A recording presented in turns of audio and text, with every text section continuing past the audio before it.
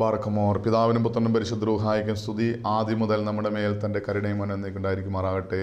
Amin. Praise the lord. ഹല്ലേലൂയ. ദൈവ തിരുനാമത്തിന് മഹത്വം ഉണ്ടായിരിക്കട്ടെ. ദൈവത്തിൻ്റെ വലിയ കൃപയാൽ വീണ്ടും ദൈവവചനത്തിൻ്റെ കീഴിലായിരിക്കാൻ സ്വർഗത്തിലെ ദൈവം നമുക്കൊരുക്കുക. ഈ നല്ല അവസരത്തിനായി ദൈവത്തെ മഹത്വപ്പെടുത്താം. അനുഗ്രഹം പ്രാപിക്കാൻ എന്ത് ചെയ്യണമെന്നാണ് നാം ചിന്തിക്കുന്നത്, ധ്യാനിക്കുന്നത്. അബ്രാഹാത്തിൻ്റെ ജീവിതത്തിലൂടെ ഒരു വിശ്വാസി എങ്ങനെ അനുഗ്രഹം പ്രാപിക്കുമെന്ന് കർത്താവിൻ്റെ വചനം വെളിപ്പെടുത്തുന്നു.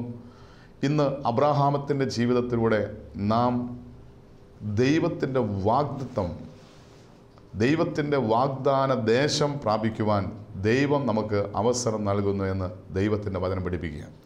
കർത്താവിൻ്റെ വചനം പരിശോധിക്കുമ്പോൾ എബ്രായ ലേഖനം 11-ാം അധ്യായം അതിൻ്റെ 8 മുതലുള്ള വാക്യങ്ങൾ കർത്താവിൻ്റെ വചനം ഇങ്ങനെ പറയുന്നു: വിശ്വാസത്താൽ അബ്രാഹാം തനിക്ക് അവകാശമായി കിട്ടുവാനിരിക്കുന്ന ദേശത്തേക്ക് യാത്ര ചെയ്യുവാൻ വിളിക്കപ്പെട്ടാറി അനുസരിച്ച് എവിടേക്ക് പോകുന്നു എന്നറിയാതെ പുറപ്പെട്ടു. ഇവിടെ കാണപ്പെടാത്ത ഒരു ദേശം ലക്ഷ്യമാക്കി യാത്ര ചെയ്യുന്ന അബ്രാഹാത്തിനെ കുറിച്ചാണ് പരിശുദ്ധനായ പൗലോസ് വെളിപ്പെടുന്നത്. ഇതൊരു ക്രിസ്തീയ ജീവൻ നയിക്കുന്ന ഒരു വിശ്വാസിയുടെ ജീവിത യാത്രയാണ്. ഇവിടെ ഒരു വിശ്വാസിയുടെ ലക്ഷ്യം, വാഗ്ദാനം ചെയ്തിരിക്കുന്ന ദേശം അതേതാണെന്ന് നമുക്ക് പരിശോധിക്കാം. ഇവിടെ അബ്രാഹാം ലക്ഷ്യം വെച്ചിരിക്കുന്ന വാഗ്ദദേശം കനാൻ ദേശമാണ്. അത് ഈ ഭൂമിയിലുള്ള ഭൗതികമായൊരു ദേശമാണ്. എന്നാൽ ഒരു വിശ്വാസിയെ സംബന്ധിച്ച് ദൈവം വാഗ്ദാനം ചെയ്തിരിക്കുന്ന ദേശം എന്ന് പറയുന്നത് നിത്യമായ സ്വർഗരാജ്യമാണ്. അതിനെക്കുറിച്ച് കർത്താവിൻ്റെ വചനം പിന്നീട് നമ്മൾ പരിശോധിക്കുമ്പോൾ കാണാൻ സാധിക്കും. വിശ്വാസത്താൽ അവൻ വാഗ്ദത്ത ദേശത്തേക്ക്, ഒരു അന്യദേശത്തേക്ക് എന്ന പോലെ ചെന്ന് വാഗ്ദത്തിന് കൂട്ടവകാശികളായ ഇസഹാക്കിനോടും യാക്കോബിനോടും കൂടെ കൂടാരങ്ങളിൽ പാർത്തു.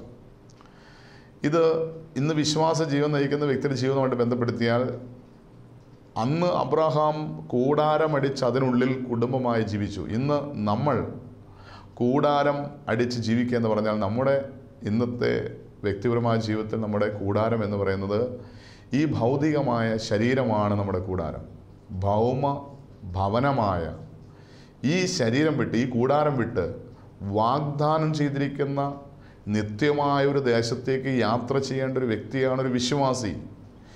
വീണ്ടും കർത്താവിൻ്റെ വചനം പറയുന്നു, അടുത്ത വാക്യത്തിൽ പറയുകയാണ്: ദൈവം ശില്പിയായി നിർമ്മിച്ചതും അടിസ്ഥാനമുള്ളതുമായ നഗരത്തിനായി കാത്തിരുന്നു.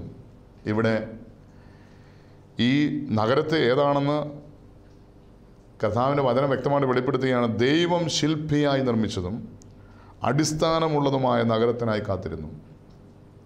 ഒരു വിശ്വാസിയുടെ പ്രത്യാശ എന്ന് പറയുന്നത് ദൈവം എനിക്കായി നിർമ്മിച്ചിരിക്കുന്ന മനോഹരമായൊരു കൊട്ടാരം സ്വർഗത്തിൽ ഉണ്ട്. കർത്താവ് പറഞ്ഞു, ഞാൻ നിങ്ങൾക്ക് പോകുന്ന നിങ്ങൾക്ക് നല്ലത്. ഞാൻ പോയി നിങ്ങൾക്ക് സ്ഥലമൊരുക്കി ഞാൻ ഇരിക്കുന്നിടത്ത് നിങ്ങളെ ഇരുത്തേണ്ടതിന് ഞാൻ പിന്നീട് വന്ന് നിങ്ങളെ കൂട്ടിക്കൊണ്ട് പോകാമെന്ന് യേശുക്രിസ്തു വാഗ്ദാനം ചെയ്തിട്ടുണ്ട്. ഈ വാഗ്ദാനമാണ് ഒരു വിശ്വാസിയുടെ ഏറ്റവും വലിയ പ്രത്യാശ. അതായത് നമ്മൾ ഈ ലോകത്തിൽ അനാദികാലം ജീവിക്കാൻ വിധിക്കപ്പെട്ടവരല്ല. താൽക്കാലികമായ ഒരു ജീവിതമാണ് ഈ ഭൂമിയിലെ ഒരു വിശ്വാസിയുടെ ജീവിതം, ഒരു മനുഷ്യൻ്റെ ജീവിതം. ഒരു മനുഷ്യൻ്റെ ആയുസ് എത്രയെന്ന് ആർക്കും അറിയില്ല. ഒരു മനുഷ്യൻ എപ്പോൾ എവിടെ വെച്ച് എങ്ങനെ മരിക്കും എന്ന് ലോകത്തിൽ ആർക്കും അറിയില്ല. അതുകൊണ്ട് ഒരു മനുഷ്യൻ്റെ അന്ത്യം എപ്പോഴെന്ന് അറിയില്ലായതുകൊണ്ട് എപ്പോഴും ഉണർന്നിരിക്കണമെന്ന് കർത്താവിൻ്റെ വചനം പഠിപ്പിക്കുന്നുണ്ട്. എപ്പോഴാണ് അറിയില്ല, എപ്പോഴാണ് ഇത് സംഭവിക്കുക എന്ന് അറിയില്ലാത്ത 3 കാര്യങ്ങളുണ്ട്. 1, മരണം എപ്പോൾ സംഭവിക്കുന്ന ആർക്കും അറിയില്ല. 2, ലോകം എപ്പോൾ എവിടെ വെച്ച് എങ്ങനെ അവസാനിക്കുന്ന ആർക്കും അറിയില്ല. 3, യേശു എപ്പോൾ വരുമെന്ന് ആർക്കും അറിയില്ല. ഈ 3 കാര്യങ്ങൾ സംഭവിക്കുമ്പോൾ ഒരു മനുഷ്യൻ്റെ ജീവിതം അവസാനിക്കുകയാണ്. മരണത്തിലൂടെ, അല്ലെങ്കിൽ കർത്താവിൻ്റെ ലോകാവസാനത്തിലൂടെ, അല്ലെങ്കിൽ കർത്താവിൻ്റെ 2ാമത്തെ വരവിലൂടെ ഒരു മനുഷ്യൻ്റെ ജീവിതം തീരുകയാണ്.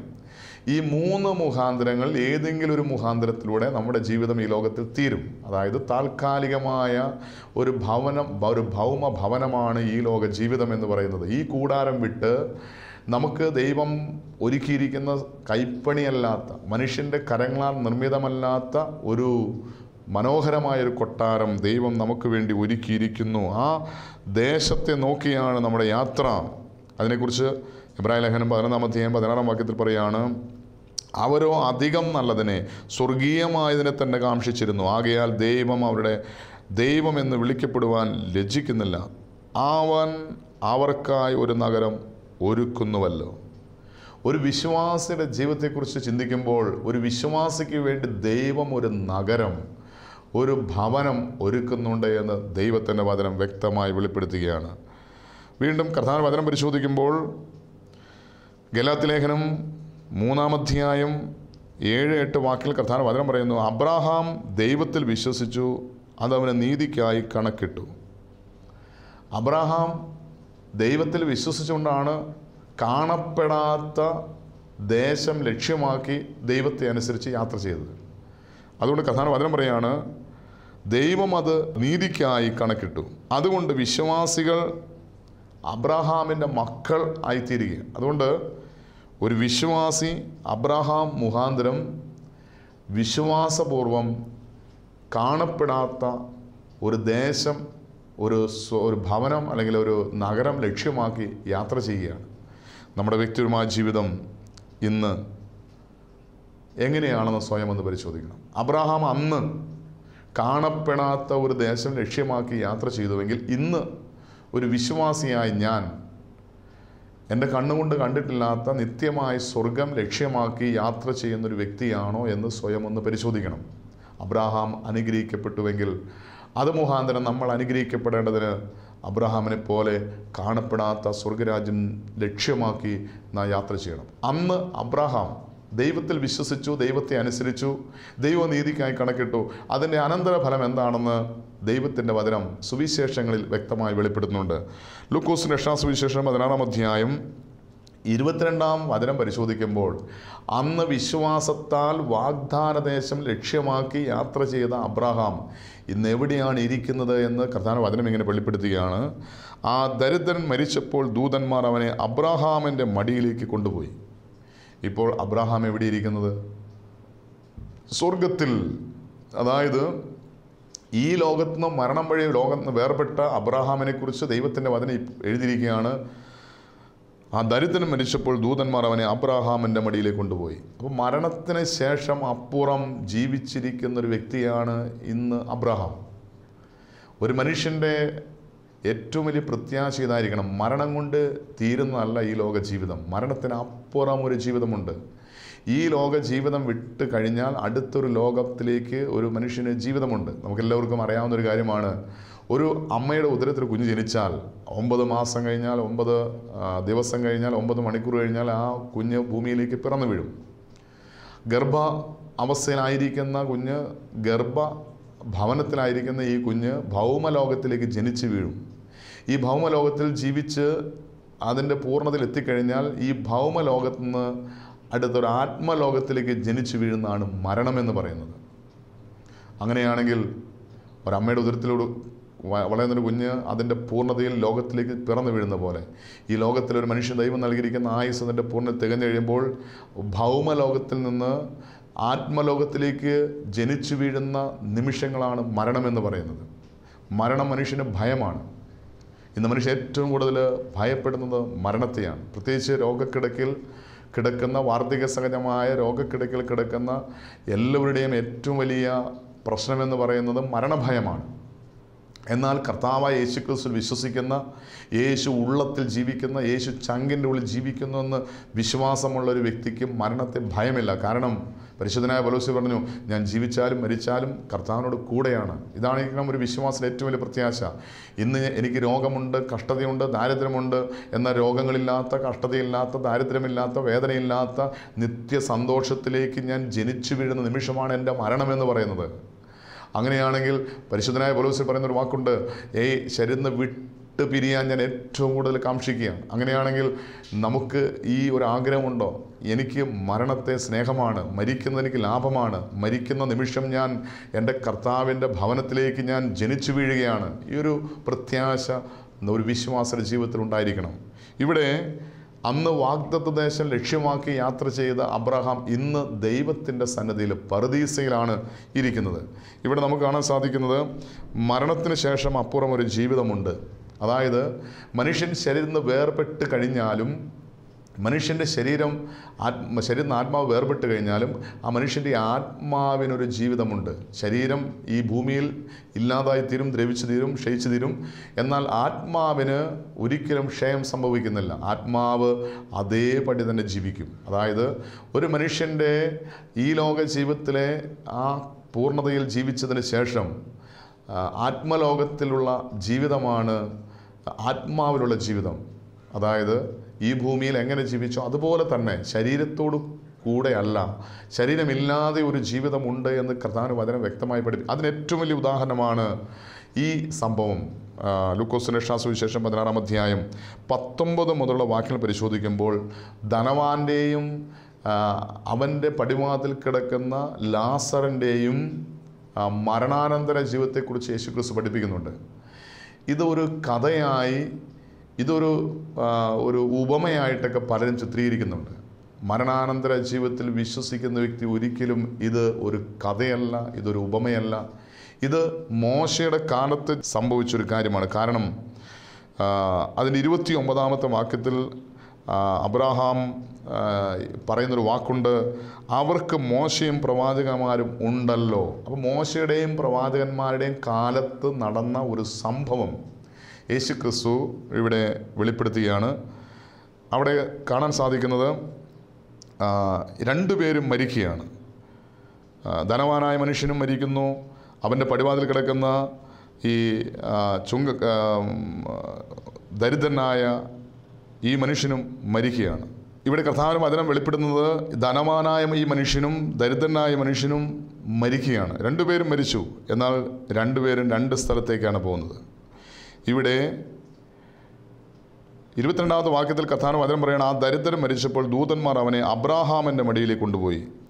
ധനവാനും മരിച്ചു അടക്കപ്പെട്ട് പാതാളത്തിൽ യാതന അനുഭവിക്കുമ്പോൾ മേലോട്ട് നോക്കി ദൂരെ നിന്ന് അബ്രാഹാമിനെയും അവൻ്റെ മടിയിൽ ലാസറേയും കണ്ടു. അതായത് ഈ ഭൂമിയിൽ വിശ്വാസ ജീവൻ നയിച്ച അബ്രാഹാം ഇപ്പോൾ പർദീസായിൽ ഇരിക്കുകയാണ്. ഇവിടെ ആ അബ്രാഹാമിൻ്റെ മടിയിൽ അല്ലെങ്കിൽ പർദീസ അനുഭവത്തിൽ ലാസർ എന്ന മകനും ഇരിക്കുകയാണ്. ഇവിടെ ധനവാനായ മനുഷ്യൻ അബ്രാഹാമിൻ്റെ മടിയിൽ ലാസർ ഇരിക്കുന്നത് കണ്ടു. അപ്പോൾ കണ്ടു എന്ന് പറയുമ്പോൾ ആത്മാവിന് കാണാൻ സാധിക്കും. മരണം വഴി ലോകത്ത് നിന്ന് വേർപെട്ട ഒരു ആത്മാവിന് കാണാൻ സാധിക്കുമെന്ന് കർത്താവിന്റെ വചനം വെളിപ്പെടുത്തുക. വീണ്ടും അതിന് അടുത്ത വാക്യം വായിക്കുമ്പോൾ, അബ്രാഹാം പിതാവ് എന്നോട് കനിവുണ്ടാകണമേ, ലാസർ വിരലിൻ്റെ അറ്റം വെള്ളത്തിൽ മുക്കി എൻ്റെ നാവിനെ തണുപ്പിക്കേണ്ടതിന് അവനെ അയക്കണമേ, ഞാൻ ഈ ജ്വാലയിൽ കിടന്ന് വേദന അനുഭവിക്കുന്നു എന്ന് ഈ ധനവാനായ മനുഷ്യൻ വിളിച്ചു പറയുക. അപ്പോൾ കാണുക മാത്രമല്ല, സംസാരിക്കാനും സാധിക്കും. ഇവിടെ ധനവാനായ മനുഷ്യൻ ലാസറിനെ കാണുന്നു, അബ്രഹാമിനെ കാണുന്നു. മാത്രമല്ല ഈ ധനവാനായ മനുഷ്യൻ ഉറക്കെ നിലവിളിക്കുകയാണ്. അപ്പോൾ സംസാരിക്കാൻ സാധിക്കുമെന്ന് കർത്താവിന്റെ വചനം വ്യക്തമായിട്ട് നമുക്ക് വെളിപ്പെടുത്തുകയാണ്. വീണ്ടും ഇവിടെ എൻ്റെ നാവിനെ തണുപ്പിക്കേണ്ടതിന് ഈ ലാസറിനെ അയക്കണമേ എന്ന് പറയുകയാണ്. അപ്പോൾ നാവ് ശരീരത്തിൽ നിന്ന് വേർപെട്ടുവെങ്കിലും ആത്മാവിന് നാവുണ്ട്, ആത്മാവിന് വിരലുണ്ട്. അപ്പോൾ ശരീരത്തിന് അവയവങ്ങളുള്ളതുപോലെ തന്നെ ആത്മാവിന് അവയവങ്ങളുണ്ട്. അതുമാത്രമല്ല, വൈകാരികമായ അനുഭവം ഈ ആത്മാവിനുണ്ട്. ഇവിടെ തീ ജ്വാലയിൽ കിടന്ന് വേദന അനുഭവിക്കുകയാണ്. അപ്പോൾ വേദനിക്കുന്ന ആത്മാവിന് വേദന അനുഭവിക്കാൻ വൈകാരികമായ അനുഭവങ്ങൾ ആത്മാവിനുണ്ട്. ഈ ഭൂമിയിൽ ശരീരത്തിൽ ജീവിച്ചിരിക്കുമ്പോൾ ഉള്ളതുപോലെ തന്നെ ശരീരത്തിന് വേർപെട്ടാലും ആത്മാവിന് വേദനയുണ്ട്. ഇവിടെ ഈ മനുഷ്യൻ്റെ ആത്മാവ് നിലവിളിക്കുകയാണ്. ഈ ജ്വാലയിൽ, ഈ അഗ്നി ജ്വാലയിൽ കിടന്ന് വേദന അനുഭവിക്കുന്നു എന്ന് നിലവിളിച്ച് പറയുക. അപ്പോൾ ശരീരത്തിന് ആത്മാവ് വേർപെട്ടാലും ഈ ആത്മാവിന് വേദന അനുഭവിക്കാൻ സാധിക്കും. അപ്പോൾ കർത്താവിന്റെ വചനം വ്യക്തമായിട്ട് വെളിപ്പെടുത്തുകയാണ്. ഈ അബ്രാഹാം പിതാവിനോട് നിലവിളിച്ചുകൊണ്ട് പറയാണ്, അബ്രാഹാം പിതാവേ, ഞാനിപ്പോൾ വേദന അനുഭവിക്കുകയാണ്. അപ്പോൾ സംസാരിക്കാൻ സാധിക്കും, കാണാൻ സാധിക്കും. ശരീരത്തിന് അവയവങ്ങളുള്ളതുപോലെ തന്നെ ആത്മാവിന് അവയവമുണ്ട്. ശരീരത്തിന് വൈകാരികമായ അനുഭവം ഉള്ളതുപോലെ തന്നെ ആത്മാവിനും വൈകാരികമായ അനുഭവങ്ങളുണ്ട് എന്ന് കർത്താവിന്റെ വചനം വ്യക്തമായി വെളിപ്പെടുത്തുകയാണ്. അപ്പോൾ മരണത്തോടുകൂടി തീരുന്നതല്ല ഈ ഭൂമിയിലെ ജീവിതം. മരണത്തിന് ശേഷം നമ്മുടെ ആത്മാവ് നിത്യമായി ജീവിക്കുന്ന ഒരനുഭവമുണ്ട്. എന്നാൽ ഈ ഭൂമിയിൽ പാപത്തിൽ ജീവിച്ച് പാപത്തിൽ മരിക്കുന്ന ഒരു വ്യക്തിക്ക് ഒരിക്കലും നിത്യമായി സ്വർഗരാജ്യം അനുഭവിക്കാൻ സാധ്യമല്ല. ഇവിടെ ധനവാനായ മനുഷ്യൻ്റെ ജീവിതത്തിൽ അതാണ് സംഭവിച്ചത്. അവൻ ആ മോടിയോടുകൂടി വസ്ത്രം ധരിച്ച് ആർഭാടപൂർവ്വം ജീവിച്ചു.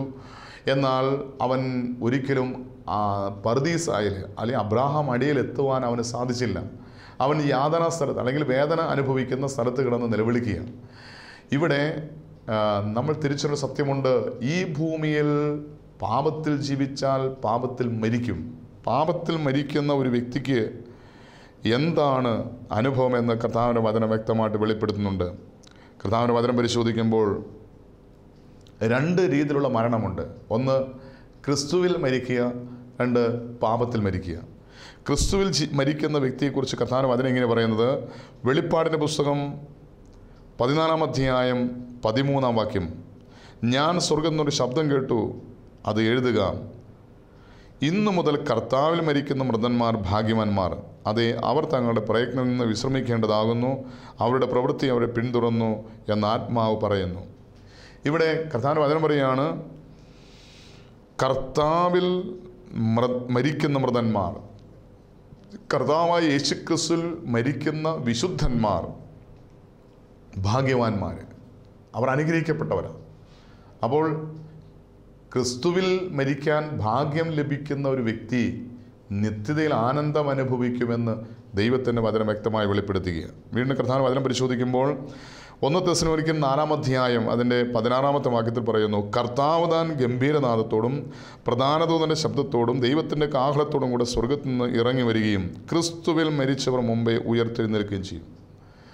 ഇവിടെ യേശുക്രിസ്തുവിൽ മരിക്കുന്ന ഒരു വ്യക്തിയുടെ മരണാനന്തര അവസ്ഥയെക്കുറിച്ച് കർത്താവിൻ്റെ വചനം പറയുകയാണ്, കർത്താവ് താൻ ഗംഭീരനാദത്തോടും പ്രധാനദൂതൻ്റെ ശബ്ദത്തോടും ദൈവത്തിൻ്റെ കാഹളത്തോടും കൂടെ സ്വർഗ്ഗത്തിൽ നിന്ന് ഇറങ്ങി വരികയും ക്രിസ്തുവിൽ മരിച്ചവർ, കർത്താവായ യേശുക്രിസ്തുവിൽ ജീവിച്ച് യേശുക്രിസ്തുവിനെ പ്രത്യാശയോടെ കാത്തിരുന്ന് ഈ ലോകത്ത് മരണം വഴി മാറ്റപ്പെട്ട സകല വിശുദ്ധരും കർത്താവിനോടുകൂടെ ഉയർത്തെഴുന്നേൽക്കും. വചനം പറയുകയാണ്, പിന്നെ ജീവനോടെ ശേഷിക്കുന്ന നാം എന്ന് പറഞ്ഞാൽ ഇന്ന് കർത്താവായ യേശുക്രിസ്തുവിൽ വിശ്വസിച്ച് യേശുവിനെ കർത്താവ് ദൈവമായ ഹൃദയത്തിൽ സ്വീകരിച്ച് വിശുദ്ധിയോടെ വിശ്വാസത്തോടെ കർത്താവായ യേശുക്രിസ്തുവിൻ്റെ മഹത്വ പ്രത്യക്ഷതയെ കാത്തിരിക്കുന്നൊരു വിശ്വാസി, ജീവനോട് ശേഷിക്കുന്ന നാം അവനോടുകൂടെ അവരോട് ഒരുമിച്ച് ആകാശത്തിൽ കർത്താവിനെ എതിരേൽപ്പാൻ മേഘങ്ങളിൽ എടുക്കപ്പെടും. അതായത് യേശുക്രിസ്തുവിൽ ജീവിച്ച് യേശുവിനെ കർത്താവും ദൈവമായ ഹൃദയത്തിൽ സ്വീകരിച്ച് പാപം വെറുത്തുപേക്ഷിച്ച് വിശ്വാസത്തോടെ വിശുദ്ധിയോടെ യേശുക്രിസ്തുവിൻ്റെ പ്രത്യക്ഷതയെ ലക്ഷ്യമാക്കി ജീവിക്കുന്ന ഏതൊരു വ്യക്തി മരിച്ചാലും ആ വ്യക്തി കർത്താവിൻ്റെ മഹത്വ പ്രത്യക്ഷതയിൽ ഞൊടിയിടയിൽ രൂപാന്തരപ്പെട്ട് അവനോടുകൂടെ നിത്യമായ സ്വർഗത്തിലേക്ക് എടുക്കപ്പെടും, വേർതിരിക്കപ്പെടുമെന്ന് കർത്താവിൻ്റെ വചനം വ്യക്തമായിട്ട് വെളിപ്പെടുത്തുക. അങ്ങനെയാണെങ്കിൽ യേശുക്രിസ്തുവിൽ ജീവിച്ചിരിക്കുന്നവർ ഭാഗ്യവാന്മാരാണ്. കാരണം അവർ യേശുക്രിസ്തുവിൽ മരിച്ചാൽ അവർക്ക് നിത്യമായ സ്വർഗരാജ്യമുണ്ട്. വേദനകളില്ലാത്ത, രോഗങ്ങളില്ലാത്ത, കഷ്ടതയില്ലാത്ത, നിത്യ സന്തോഷത്തിൻ്റെ അനുഭവമുള്ള നിത്യമായൊരു ജീവിതം. എന്നാൽ പാപത്തിൽ ജീവിച്ചാലോ, പാപത്തിൽ മരിച്ചാലോ, കർത്താവിൻ്റെ വചനം പറയുന്നു, പാപത്തിൽ ജീവിക്കുന്നവൻ പാപത്തിൽ മരിക്കും. വിശുദ്ധ യോഹന്നാൻ സുവിശേഷം 8-ാം അധ്യായം അതിൻ്റെ 21-ാം വാക്യത്തിൽ കർത്താവായ യേശുക്രിസ്തു പഠിപ്പിക്കുകയാണ്, അവൻ പിന്നെയും അവരോട്, ഞാൻ പോകുന്നു, നിങ്ങൾ എന്നെ അന്വേഷിക്കും, നിങ്ങളുടെ പാപത്തിൽ നിങ്ങൾ മരിക്കും, ഞാൻ പോകുന്നിടത്തേക്ക് നിങ്ങൾക്ക് വരുവാൻ കഴിയുകയില്ല. കർത്താവായ യേശുക്രിസ്തു വ്യക്തമായി പഠിപ്പിക്കുകയാണ്, നിങ്ങൾ പാപത്തിൽ ജീവിച്ചാൽ പാപത്തിൽ മരിക്കും. അങ്ങനെ പാപത്തിൽ മരിച്ചാൽ യേശു പറയുകയാണ്, ഞാൻ പോകുന്നിടത്തേക്ക് നിങ്ങൾക്ക് വരുവാൻ കഴിയില്ല. യേശു പോകുന്ന എങ്ങോട്ടാണ്? നമുക്കറിയാം, യേശു വന്നത് സ്വർഗത്തിൽ നിന്നാണെങ്കിൽ യേശു പോകുന്നത് സ്വർഗത്തിലേക്കാണ്. അങ്ങനെയാണെങ്കിൽ യേശു വസിക്കുന്ന വിശുദ്ധന്മാർക്ക്, യേശുക്രിസ്തുവിൽ വിശ്വസിച്ച് ജീവിച്ച് മരണം പ്രാപിക്കുന്ന സകല വിശുദ്ധർക്കുമായി ഒരുക്കിയിരിക്കുന്ന സ്വർഗരാജ്യത്തിൽ ഒരിക്കലും ഒരു പാപിക്ക് പ്രവേശിക്കാൻ സാധ്യമല്ല. പാപത്തിൽ മരിക്കുന്ന വ്യക്തി സ്വർഗരാജ്യം കണി കാണുകയില്ല, സ്വർഗരാജ്യ അനുഭവം ആസ്വദിക്കാൻ സാധ്യമല്ല. അങ്ങനെയാണെങ്കിൽ പാപത്തിൽ ജീവിക്കുന്ന ഒരു മനുഷ്യൻ പാപത്തിൽ മരിച്ചാൽ അവൻ്റെ അന്ത്യം എന്താണെന്ന് നമ്മൾ തിരിച്ചറിയണം. എസ്കേൽ പ്രവാചകന്റെ പുസ്തകം 3-ാം അധ്യായം അതിൻ്റെ 18-ാം വാക്യം പരിശോധിക്കുമ്പോൾ ദൈവമായ കർത്താവ് പറയുകയാണ്, ഞാൻ ദുഷ്ടനോട് നീ മരിക്കുമെന്ന് കൽപ്പിക്കുമ്പോൾ നീ അവനെ ഓർമ്മിപ്പിക്കുകയോ ദുഷ്ടനെ ജീവനോട് രക്ഷിക്കേണ്ടതിന് അവൻ തൻ്റെ ദുർമാർഗം വിടുവാൻ അവനെ ഓർപ്പിച്ചുകൊണ്ട് ഒന്നും പറയുകയോ ചെയ്യാഞ്ഞാൽ ദുഷ്ടൻ തൻ്റെ അകൃത്യത്തിൽ മരിക്കും, അവൻ്റെ രക്തമോ ഞാൻ നിന്നോട് ചോദിക്കും. എന്നാൽ നീ ദുഷ്ടനെ ഓർപ്പിച്ചിട്ടും അവൻ തൻ്റെ ദുഷ്ടതയിൽ ദുർമാർഗവും വിട്ടുതിരിയുന്നില്ലെങ്കിൽ അവൻ തൻ്റെ അകൃത്യത്തിൽ മരിക്കും. നീയോ നിൻ്റെ പ്രാണനെ രക്ഷിച്ചിരിക്കുന്നു. വീണ്ടും കർത്താവ് വചനം പറയുകയാണ്, അഥവാ നീതിമാന്മാർ തൻ്റെ നീതി വിട്ടുമാറി നീതികേട് പ്രവർത്തിച്ചിട്ട് ഞാൻ അവൻ്റെ മുമ്പിൽ ഇടർച്ച വയ്ക്കുന്നുവെങ്കിൽ അവൻ മരിക്കും. നീ അവനെ ഓർപ്പിക്കേണ്ടത് അവൻ തൻ്റെ പാപത്തിൽ മരിക്കും. അവൻ ചെയ്ത നീതി അവന് കണക്കിടുകയില്ല. അവൻ്റെ രക്തമോ ഞാൻ നിന്നോട് ചോദിക്കും. വചനം പറയുകയാണ്, ഒരു പാപി തൻ്റെ പാപത്തിൽ മരിക്കും, അവൻ ചെയ്ത നീതി അവന് കണക്കിടുകയില്ല. പാപത്തിൽ ജീവിക്കുന്ന വ്യക്തി എത്ര നീതി ചെയ്തിട്ടും ആ നീതി ദൈവത്തിൽ കണക്കിടില്ല എന്ന് കർത്താവിൻ്റെ വചനം വ്യക്തമായിട്ട് വെളിപ്പെടുത്തുക. അപ്പോൾ നമ്മൾ ഒത്തിരി നന്മ ചെയ്യുന്ന വ്യക്തിയാണ്, ഒത്തിരി പ്രത്യുപകാരം ചെയ്യുന്ന വ്യക്തിയാണ്, മനുഷ്യന് വേണ്ടി എന്തും ചെയ്യുന്ന വ്യക്തിയാണ്. പക്ഷെ പാപത്തിലാണ് ജീവിക്കുന്നതെങ്കിൽ ആ നീതി ദൈവത്തിൽ കണക്കിടില്ലെന്ന് കർത്താവിൻ്റെ വചനം വെളിപ്പെടുത്തുകയാണ്. അങ്ങനെയാണെങ്കിൽ നാം മറ്റുള്ളവർക്ക് ഉപകാരം ചെയ്യുന്ന നന്മ ചെയ്യുന്ന വ്യക്തിയാണ്, അതൊക്കെ ശരിയാണ്. എന്നാൽ അതോടൊപ്പം തന്നെ ദൈവത്തിന് വേണ്ടി ഒരു വിശുദ്ധ ജീവൻ നയിക്കുന്നില്ലെങ്കിൽ, പാപം വെറുത്തുപേക്ഷിക്കുന്നില്ലെങ്കിൽ, പാപത്തിൽ ജീവിച്ച് പാപത്തിൽ മരിച്ചാൽ നിത്യമായ മരണം പ്രാപിക്കുമെന്ന് കർത്താവിൻ്റെ വചനം വ്യക്തമായി വെളിപ്പെടുത്തുകയാണ്. എന്താണ് പാപത്തിൻ്റെ ശമ്പളമെന്ന് ദൈവത്തിൻ്റെ വചനം വ്യക്തമായി വെളിപ്പെടുന്നുണ്ട്. വെളിപ്പാടിൻ്റെ പുസ്തകം 20-ാം അധ്യായം 14-ാം വാക്യത്തിൽ കർത്താവിൻ്റെ വചനം പറയുന്നു, മരണത്തെയും പാതാളത്തെയും തീപ്പൊയ്കയിൽ തള്ളിയിട്ടു. ഈ തീപ്പൊയ്കയാണ് രണ്ടാമത്തെ മരണം. അപ്പോൾ ഒന്നാമതൊരു മരണമുണ്ട്, അത് ശാരീരികമായ മരണമാണ്. ഒരു മനുഷ്യൻ മരിക്കാതിരിക്കണമെങ്കിൽ ജനിക്കാതിരിക്കണം. ജനിക്കുന്ന ഏതൊരു മനുഷ്യനും മരണമുണ്ടെങ്കിൽ മരണത്തിന് ശേഷം ഒരു ന്യായവിധിയുണ്ട്. അതുകൊണ്ടാണ് പരിശുദ്ധ സഭ 4 കാര്യങ്ങൾ എപ്പോഴും ഓർത്തിരിക്കാൻ സഭാമക്കളെ പഠിപ്പിക്കുന്നു. 1 മരണം, 2 ന്യായവിധി, 3 സ്വർഗം, 4 നരകം. ഒരു മനുഷ്യൻ ജീവിക്കുന്ന ഏതൊരു മനുഷ്യനും മരണമുണ്ട്. എന്നാൽ മരണത്തോട് തീരുന്നതല്ല ഈ ലോക ജീവിതം. മരണത്തിനപ്പുറം ഒരു ന്യായവിധിയുണ്ട്. വചനം പറയുന്നു, വെളിപ്പാടിൻ്റെ പുസ്തകം 22-ാം അധ്യായം 12-ാം വാക്യം, ഇതാ ഞാൻ വേഗം വരുന്നു, ഓരോരുത്തരും അവൻ്റെ പ്രവൃത്തിക്ക് തക്കവണ്ണം പ്രതിഫലം കൊടുപ്പാൻ എൻ്റെ പക്കലുണ്ട്. യേശു പറയും, ഇതാ ഞാൻ വേഗം വരുന്നു. യേശു എന്തിനാണ് വേഗം വരുന്നത്? ഓരോരുത്തരും അവൻ്റെ പ്രവൃത്തിക്കനുസരിച്ച് പ്രതിഫലം നൽകാൻ. ഈ ഭൂമിയിൽ നാം ജീവിച്ചിരുന്നപ്പോൾ ചെയ്ത പ്രവൃത്തിക്ക് തക്കവണ്ണം പ്രതിഫലം നൽകുന്ന ഒരു ദിവസമുണ്ട്. അതാണ് ന്യായവിധി. ന്യായവിധിയിൽ തെറ്റിപ്പോകാതിരിപ്പാൻ നാം പാപം വെറുത്തുപേക്ഷിക്കണം, പാപ സാഹചര്യം വെറുത്തുപേക്ഷിക്കണം, ഒരു വിശുദ്ധ ജീവൻ നയിക്കണം. യേശുവിനെ കർത്താവും ദൈവമായ ഹൃദയത്തിൽ, ചങ്കിനുള്ളിൽ നാം ഹൃദയത്തിൽ സ്വീകരിക്കണം. അങ്ങനെ യേശുക്രിസ്തുവുമായിട്ടൊരു വ്യക്തിപരമായ ജീവിതം നയിക്കുന്നൊരു വ്യക്തി ന്യായവിധിയിൽ ആ വ്യക്തിക്ക് നിത്യമായ സ്വർഗം ലഭിക്കും. വചനം പറയുകയാണ്, കർത്താവായ യേശുക്രിസ്തുവിൽ മരിച്ച വൃതന്മാർ ഭാഗ്യവാന്മാരാണ്. യേശുക്രിസ്തുവിൽ ജീവിച്ച് യേശുക്രിസ്തുവിൽ മരിക്കുന്നവർക്ക് ന്യായവിധിയില്ല. അവർ നിത്യമായ സ്വർഗരാജ്യത്തിൽ നിത്യമായ ആനന്ദം, സന്തോഷം അനുഭവിക്കും. എന്നാൽ പാപത്തിൽ ജീവിച്ച് പാപത്തിൽ മരിക്കുന്ന വ്യക്തി ന്യായവിധിയിൽ മറ്റൊരു വഴിയിലേക്ക് തിരിയും. അതാണ് രണ്ടാമത്തെ മരണമായ തീപ്പൊയ്ക. വചനം പറയുന്നു, അഗ്നിത്തടാകം. നമുക്കറിയാം, നമ്മൾ ഒരു തീയിൽ തൊട്ടാൽ നമുക്ക് പൊള്ളും. എന്നാൽ ഒരു അഗ്നി തടാകത്തിൽ വീണാലോ, ഒരു മനുഷ്യൻ്റെ ശരീരം തീയിൽ വീണാൽ അതേ അനുഭവമാണ് ഈ ആത്മാവ് നിത്യ നരകാഗ്നിയിൽ വെന്തെരിയുന്നത്. നമുക്ക് കാണാൻ സാധിക്കും. ധനവാനായ മനുഷ്യൻ യാതന അനുഭവിച്ചുകൊണ്ട് നിലവിളിച്ചുകൊണ്ട് പറയുകയാണ്, ഈ ജ്വാലയിൽ ഞാൻ വേദനിക്കുകയാണ്. ആ ലാസറിൻ്റെ വിരലിൻ്റെ അഗ്രം വെള്ളത്തിൽ മുക്കി എൻ്റെ നാവിനൊന്ന് തൊടുവിക്കണം. എൻ്റെ നാവ് പൊള്ളുക, എൻ്റെ ശരീരം മുഴുവൻ പൊള്ളുന്നത് പോലെ ആത്മാവിന് വേദന അനുഭവിക്കാൻ സാധിക്കും. ആത്മാവിൻ്റെ വേദന എന്ന് പറയുന്നത് സഹിക്കാൻ കഴിയാത്ത വേദനയാണ്. അങ്ങനെയാണെങ്കിൽ പാപത്തിൽ ജീവിച്ച് പാപത്തിൽ മരിച്ചാൽ നിത്യ നരകാഗ്നിയിൽ വെന്തെരിയുമെന്ന് ദൈവത്തിൻ്റെ വചനം വെളിപ്പെടുത്തുക. അങ്ങനെയാണെങ്കിൽ ഈ ഒരു ബോധ്യം ലഭിക്കുന്നൊരു വ്യക്തി പാപം വെറുത്തുപേക്ഷിച്ച് കർത്താവ് തനിക്കായി ഒരുക്കിയിരിക്കുന്ന നിത്യമായ ആ വാഗ്ദത്ത ദേശം ലക്ഷ്യമാക്കി യാത്ര ചെയ്യും. അബ്രഹാം തനിക്ക് കണ്ടിട്ടില്ലാത്ത, ഇന്നുവരെ കണ്ടിട്ടില്ലാത്ത വാഗ്ദാനം ചെയ്തിരിക്കുന്ന ദേശം ലക്ഷ്യമാക്കി യാത്ര ചെയ്തുവെങ്കിൽ നമ്മുടെ വ്യക്തിപരമായ ജീവിതം ഇന്ന് സ്വർഗം ലക്ഷ്യമാക്കിയാണോ എന്ന് സ്വയം ഒന്ന് പരിശോധിക്കാം. ഒരു മനുഷ്യൻ എപ്പോഴും ചിന്തിക്കേണ്ട, ഓർത്തിരിക്കേണ്ട ഒരു കാര്യമുണ്ട്. ഇന്ന് മരിച്ചാൽ എൻ്റെ നിത്യത എവിടെയാണ്? ഒരിക്കൽ സെൻറ്റ് ജോൺസ് മിഷൻ ധ്യാന കേന്ദ്രത്തിൽ ധ്യാനം കൂടാൻ വന്ന അറിയപ്പെടുന്ന ഒരു ഡോക്ടർ, ആ ഡോക്ടർ ധ്യാനം കൂടാൻ വരാൻ കാരണം ഒരു മേജർ അറ്റാക്ക് വന്നിട്ട് മരണത്തോട് മല്ലടിച്ച് അവസാനം ദൈവത്തിൻ്റെ കൃപയാൽ ആ മനുഷ്യൻ രക്ഷപ്പെടുവാൻ സാധിച്ചു. അങ്ങനെ ഈ മനുഷ്യൻ ഒരു അറ്റാക്ക് കഴിഞ്ഞ് ഓപ്പറേഷൻ കഴിഞ്ഞ് റെസ്റ്റ് എടുക്കുന്ന സമയത്ത് ഒരു ധ്യാനം കൂടാൻ കടന്നു വരികയാണ്. ധ്യാനം കഴിഞ്ഞപ്പോൾ ഈ ഡോക്ടർ പറഞ്ഞൊരു സാക്ഷ്യം ഇതാണ്: ഞാൻ ആ ഹാർട്ട് അറ്റാക്ക് വന്ന് ഈ ലോകത്ത് നിന്ന് മരണം വഴി മാറ്റപ്പെട്ടിരുന്നുവെങ്കിൽ, ഈ ധ്യാനം കൂടുന്നതിന് മുമ്പ്, ഈ കുംഭസാരത്തിന് മുമ്പ് ഞാൻ ഈ മരണം വഴി ലോകത്ത് നിന്ന് മാറ്റപ്പെട്ടിരുന്നെങ്കിൽ നിത്യമായ നരകാഗ്നിയിൽ, അതായത് നരകത്തിൻ്റെ അങ്ങേയറ്റത്ത് നിത്യ നരകാഗ്നിയിൽ ഞാൻ വെന്തെരിഞ്ഞേനെ. എന്നിട്ട് ആ ഡോക്ടർ തൻ്റെ അനുഭവം പറയുകയാണ്: ഞാൻ ഈ ധ്യാനത്തിൽ, ഈ വചന ശുശ്രൂഷയിൽ കടന്നു വന്ന ദൈവം എനിക്ക് നൽകിയ ഏറ്റവും വലിയൊരു ഭാഗ്യമാണ്.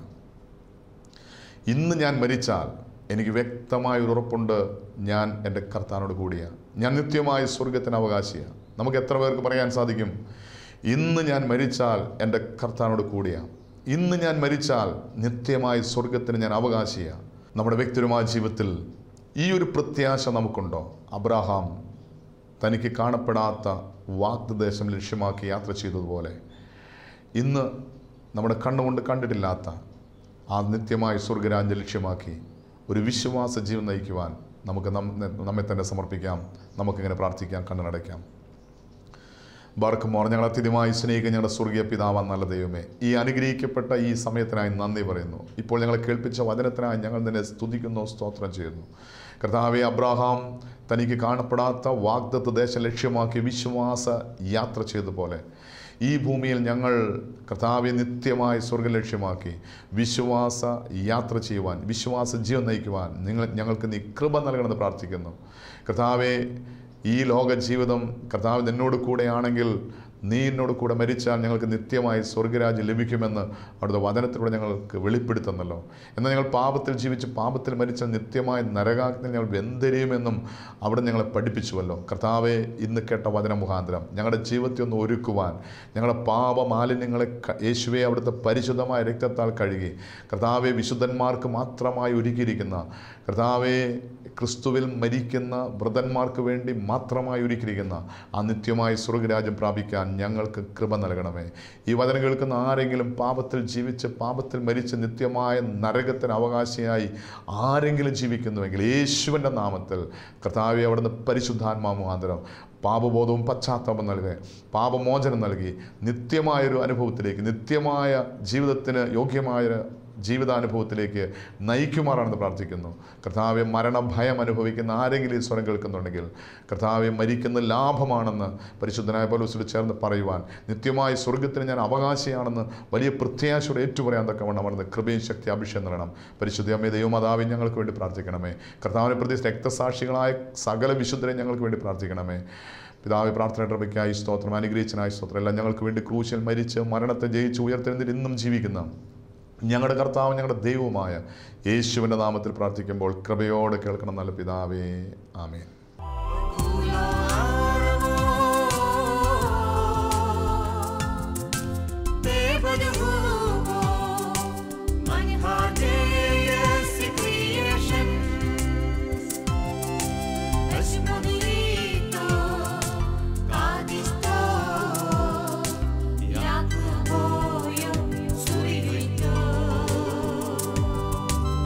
Somebody